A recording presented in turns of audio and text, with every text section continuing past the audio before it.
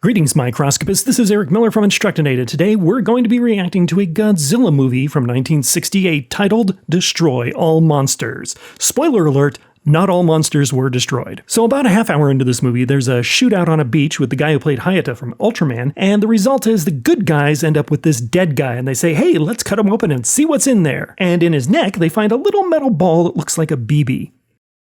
This is the view they get of it in the super microscope, and the guy says it's probably some kind of metal, and they deduce that it's some kind of transmitter that was allowing some aliens to control his mind. Or something. Anyway, this scene is pretty short, but there's a lot we can unpack here.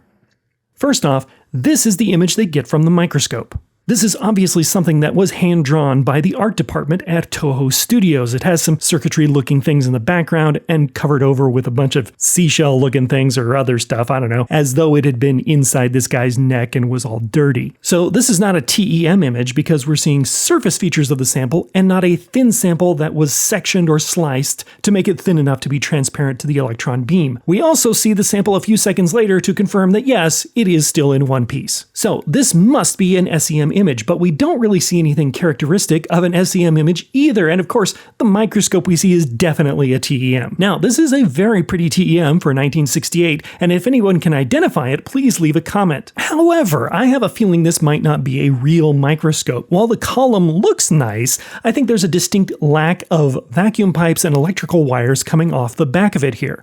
Also, these square parts here make me think something is definitely wrong. Also, these console parts appear to me to be standard sci-fi set dressing and not part of any real microscope. The last thing I want to mention is this image here. TEMs do not have a TV screen like this on them. SEMs do, but TEMs do not, at least not in 1968. So the guy at the microscope points at this image when he describes the sample as being some type of metal. This is the only part about this sequence that makes even a little bit of sense.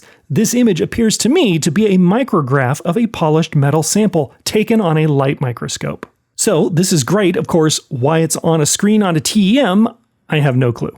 So overall, what can we say about this scene? I would say it's pretty bad. We've got a fake image that looks like it's from a light microscope, but taken on a fake TEM on a sample that hasn't been sectioned. I would say this is pretty bad for a depiction of an electron microscope. And I'm pretty sure that the entire electron microscope community will join me in expressing disappointment with Toho Studios for this substandard depiction of scientific instrumentation in this Godzilla movie from 1968. Anyway, right now in the US, most of the old Godzilla films are available for free on YouTube right now, and I was pretty surprised at how often electron microscopes actually pop up in these movies. So don't worry, we'll be seeing more of Godzilla in the future in this series.